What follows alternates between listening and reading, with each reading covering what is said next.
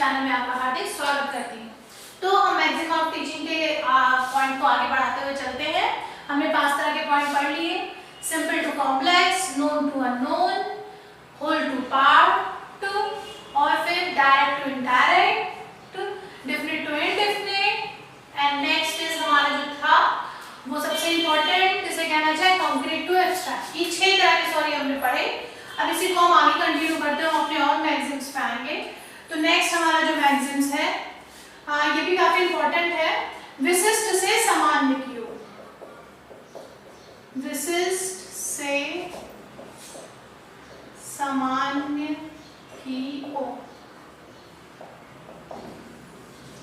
विशिष्ट अगर इंग्लिश में कहना चाहे तो पर्टिकुलर, कोई चीज पर्टिकुलर, ठीक है, पर्टिकुलर से कोई चीज चल रही है जनरल फॉर्म में। ये भी काफी इंपॉर्टेंट है, इसके बारे में हम समझाना चाहें तो सिंपल जैसे वर्ड से डिफाइन हो रहा है विशिष्ट। विशिष्ट मतलब कोई पर्टिकुलर नॉलेज देना, ठीक है। उस पर्टिकुलर नॉलेज देने के बाद उसको फिर हमें एक्सप्लेन करना, फिर उसके नियम रूल ये सब बताना। अगर आप सिंपल भाषा में कहना चाहें तो पहले हम एग्जाम्पल की हेल्प से किसी चीज को क्लियर करें, फिर उसको हम क्या करें, एक्सप्लेन करें या रूल बताएं या लॉ बताएं, कुछ भी भाषा में कहना है। मतलब किसी भी चीज को पहले हम पर्टिकुलरली क्लियर करें, फिर उसको हम एक्सप्लेन करें, ठीक है। समान भाषा में बात करें तो इसका मतलब ये होना चाहिए, मतलब किसी चीज को उदाहरण के द्वारा समझाते हुए फिर किसी निष्कर्ष पर निकले। अगर और कहना चाहें तो उदाहरण के द्वारा समझाते हुए किसी निष्कर्ष तक पहुंचना। तो ये सब विशिष्ट से सामान्य की ओर आता है, ठीक है। इसको अगर सिंपल भाषा में देखो, एक बात ये याद रख लो, जो ज्ञान होता है वो स्थायी नॉलेज कहलाता है। जो नॉलेज हमें मिल जाता है, लोग कहते हैं ना मैं भूल गई, भूलोगे तब आप किसी चीज को जब उसके कांटेक्ट में टच में नहीं रहोगे। और ज्ञान ऐसी चीज है जो हमेशा लिया जाता है। तो ज्ञान का मतलब क्या हो गया, ज्ञान एक स्थायी चीज है। अगर आपने किसी चीज का नॉलेज ले लिया है और उससे आप कांटेक्ट में हो, टच में हो, साइकिल चलाना जैसे आप सीखते हो फिर आप साइकिल चलाते हो, फिर क्या होता है, करते करते अभ्यास आप उसमें कुशल होने लगते हो, फिर आप उसको भूलोगे थोड़ा, वो तो नॉलेज फिक्स हो गया। हम चीजें कब भूलते हैं, हमने थोड़े समय के लिए पढ़ी फिर उसको छोड़ दिया, फिर चीजें भूलने लगती है, लेकिन उसको हम दोबारा लेते हैं तो हमें जल्दी वो चीज उस पहले से कंपैरिजन में जल्दी याद हो जाती है। इसका मतलब क्या था, वो ज्ञान था ना, तो ज्ञान स्थायी होता है। उस अगर ज्ञान को आप सही रूप में ग्रहण करेंगे तो वो चीजें स्थायी रूप से आपके माइंड में आ जाती है। यहाँ ये कहता है विशिष्ट ज्ञान मतलब किसी चीज के एग्जाम्पल्स के थ्रू या किसी की हेल्प से किसी चीज को समझते हुए उसके फाइनल तक पहुंचना। मैं आपको एग्जाम्पल के थ्रू अगर समझाना चाहूँ, जैसे स्कूल में नाउन प्रोनाउन पढ़ाया जाता है, तो टीचर सबसे पहले क्या करता है, पहले वो क्या कहता है, नाउन की कैसे नाउन समझाता है, क्या कहता है, जैसे वो बोलता है गंगा, गीता, लखनऊ,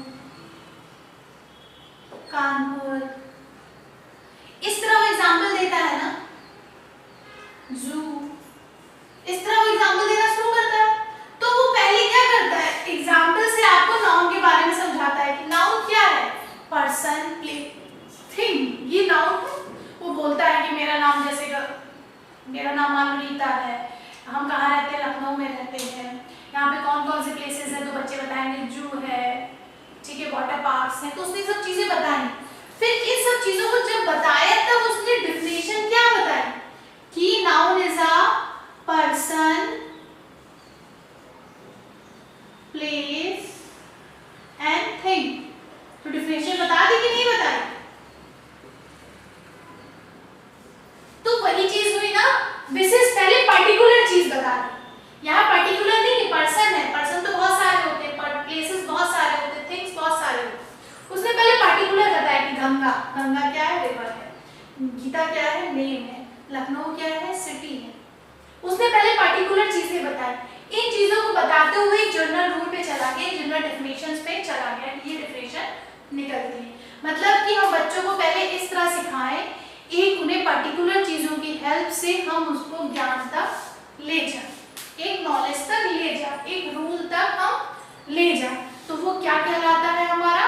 विशिष्ट से सामान्य की ओर जाना। ठीक है, सामान्यीकरण करना मतलब किसी वस्तु का सामान्यीकरण कर देना, या दूसरी भाषा में कहना चाहे व्यापक जानकारी का सारांश या निष्कर्ष निकालना। एक पूरी फैली हुई जानकारी, व्यापक जानकारी से एक निष्कर्ष निकला।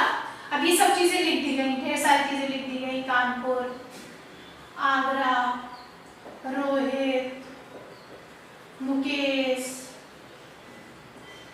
लीला, शिवानी, प्रियंका, अंकुर, बहराइच, इस तरह काफी चीजें लिख दी गई। तो ये क्या हो गया? एक्सप्लेन हुआ कि नहीं हुआ? एक व्यापक जानकारी देकर फिर हमने इससे निष्कर्ष क्या निकाला, हमारा कंक्लूजन क्या निकला कि ये सब चीजें क्या है, पर्सन के नेम है, प्लेसेस के नेम है, इसी में चेयर लिख दिया, टेबल लिख दिया, ये सब थिंग्स है। तो इससे निकल गया कि जितने भी पर्सन, प्लेस, थिंग्स है, ये सब एक डेफिनेशन निकली। तो एक हमने व्यापक जानकारी दी, उसकी हेल्प से कुछ कंक्लूजन निकला। इस तरह का हमारा क्या होता है? विशिष्ट से सामान्य की ओर। साइंस मैथ में ये यूज होता है। मैथ्स में क्या होता है? बच्चों को पहले हम बेसिक चीजें बताते हैं, छोटी छोटी चीजें बताते हैं, और छोटी चीजों से बताते बताते हम किसी रूल या लॉ पर जाते हैं। ऐसे साइंस में भी होता है। हम बच्चों को पहले व्यापक ज्ञान देते हैं कि बल्ब, हम कमरे में रोशनी कैसी है, मैम बल्ब से आ रही है, तो बल्ब से आ रही, बल्ब के अंदर क्या लगे हुए, तार लगे हुए, अभी तार किस चीज के, इसके।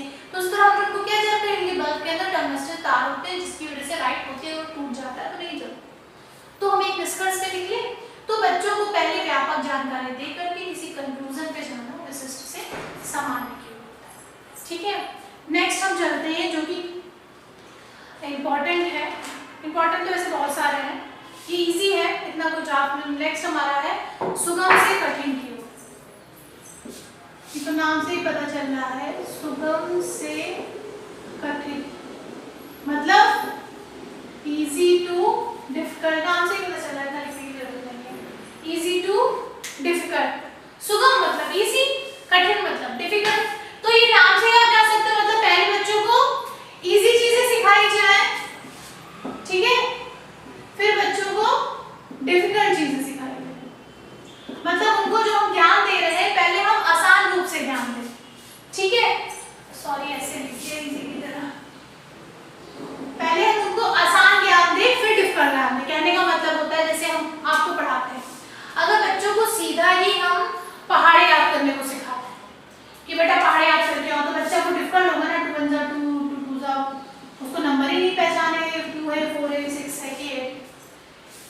तो डिफिकल्ट चीजें सीधे सिखाएंगे तो बच्चे क्या होता है, क्लासेस भी की जाती है, तो मैथ्स की भी क्लास चल रही है, साइंस की भी क्लास चल रही है, तो पहले बच्चों को प्रैक्टिकल नॉलेज के थ्रू फिर हम उनको मेन नॉलेज पे जाते हैं।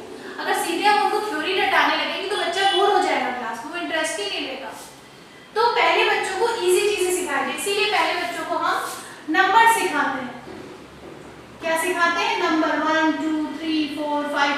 फिर इसके बाद हम उन्हें क्या सिखाते हैं? टेबल, 2 2 जा 2 1 जा 2 2 2 जा 4। इस तरह उन्हें फिर टेबल सिखाते हैं, क्योंकि वो नंबर्स को पहचानने लगे। इसलिए बच्चों को पहले जो भी ज्ञान दिया जाए पहले उनको इजी समझाएं ये चीज, फिर डिफिकल्ट पे जाए।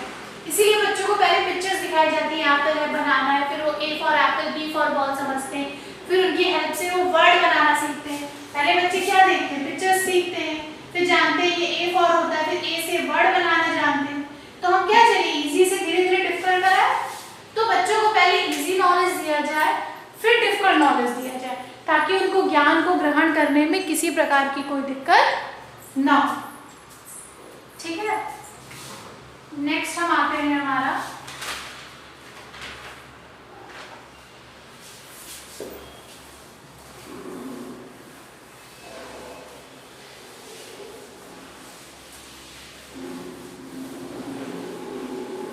नेक्स्ट नॉलेज है हमारा अनुभव से तर्क। अनुभव से तर्क, अनुभव मतलब एक्सपीरियंस जो है, अगर इनको इसकी भाषा में बात करें तो empirical to rational, empirical to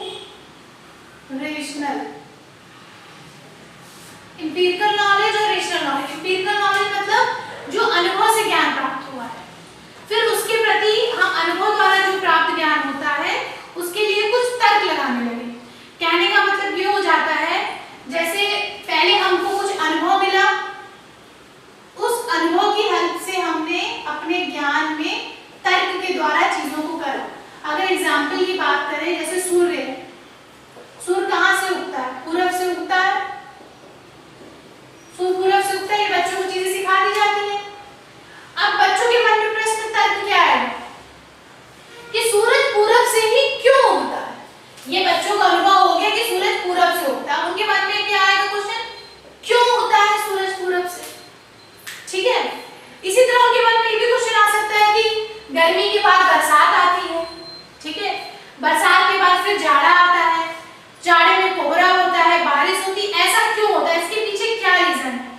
वह यहाँ नहीं समझ पा रहे। इसी चीज के लिए क्या हो जाता है, उनमें तर्क उत्पन्न होने लगता है कि ऐसा क्यों हो रहा है, ऐसा क्यों नहीं हो रहा है। बालक के मन में प्रश्न पूछकर तर्क हेतु प्रेरित करना। सिंपल सी भाषा बात करना चाहे, जैसे मैंने बच्चों को पढ़ाया कि सूरज पूरब से उगता है, बच्चों ने ये चीज याद कर ली कि मैम सूरज पूरब से उगता है, सूरज पूरब से उगता है, कोई बात नहीं। अब ये तो उनको अनुभव हो गया। अब बच्चों के अंदर तर्क की क्षमता हमें ही उत्पन्न करनी है। अगर हम नहीं उत्पन्न करेंगे तो बच्चा ये चीज रटता रह जाएगा, उस ज्ञान को अपने आगे नहीं बढ़ा पाएगा। तो हम उसके अंदर कैसे उत्पन्न करेंगे? अब उसी के सामने बच्चों ने तो याद कर लिया, हमारे नेक्स्ट हमने बताया बच्चों सूरज कहाँ से उगता है, बच्चों ने बोल दिया मैम पूरब से उगता है। अब हमने सोचा कुछ ट्रिक करते, कुछ ट्रेजेडी लाते, मजा नहीं आया इस तरह। तो हमने उनसे फिर खुद पूछा कि पूरब से ही क्यों उगता है, पश्चिम से क्यों नहीं होता, दक्षिण से क्यों नहीं होता? अब बच्चे सोचेंगे कि हाँ बात तो ऐसी है, क्यों? अब इस केस में बच्चे तर्क करना शुरू करेंगे, तर्क करेंगे। जब वो तर्क करेंगे किसी भी चीज का तो उनको ज्ञान बढ़ेगा कि तर्कपूर्ण बनाना चाहिए। इस तरह वो तर्क करेंगे, तर्क हेतु प्रेरित तो फिर आपस में डिस्कशन करना स्टार्ट करेंगे, यार वहां क्यों? तो इस तरह में तर्क की भावना उत्पन्न होगी। तो कल को जब वो बड़े होंगे तो वो इस तरह के क्वेश्चन पूछेंगे तो उसके बारे में उनको ज्ञान मिलेगा। जैसे क्या होगा, टीचर बच्चों को सिखा देती है 3 ऋतुएं होती हैं, जाड़ा गर्मी बरसात, विंटर समर रेन। छोटे क्लास में बच्चे याद कर लेते हैं, लेकिन जब उनमें तर्क की क्षमता आएगी तो वही बड़े होंगे तो वो ये सोचेंगे ना कि विंटर में क्या लगती है, हमें सर्दी लगती है, विंटर में कोहरा होता है। तो बड़े आने में पूछेंगे ना, क्योंकि उनके अंदर तर्क की क्षमता उत्पन्न होने लगी। तो मैं टीचर से पूछेंगे कि मैम जाड़े में कोहरा क्यों होता है, कोहरे में ऐसे धुंध धुंध सा क्यों छा जाता है, ठीक है, गर्मी में गर्मी कोहरा नहीं होता है। तो उनके अंदर ये सब क्वेश्चन उत्पन्न होंगे, तो वो नए नए क्वेश्चन रिसर्च करेंगे, नए नए चीजें पूछेंगे, तो उनके अंदर क्या होगा, नया नया ज्ञान मिलेगा। इसलिए उन बच्चों के अंदर तर्क की क्षमता को उत्पन्न करना बहुत जरूरी होता है, वरना उनका ज्ञान क्या हो जाएगा, स्थिर हो जाएगा। और ज्ञान स्थिर होना गलत बात होती है, ज्ञान हमेशा बढ़ते रहना चाहिए, ठीक है, ज्ञान को बढ़ाते रहिए। तो इस तरह हम बच्चों में इस तरह के क्वेश्चन पूछ के उनके अंदर हम तर्क की क्षमता को बढ़ा सकते हैं। तो इसलिए हमेशा पढ़ाते समय बच्चों को अनुभव देने के साथ में उनकी तर्क की क्षमता को भी बढ़ाते रहना।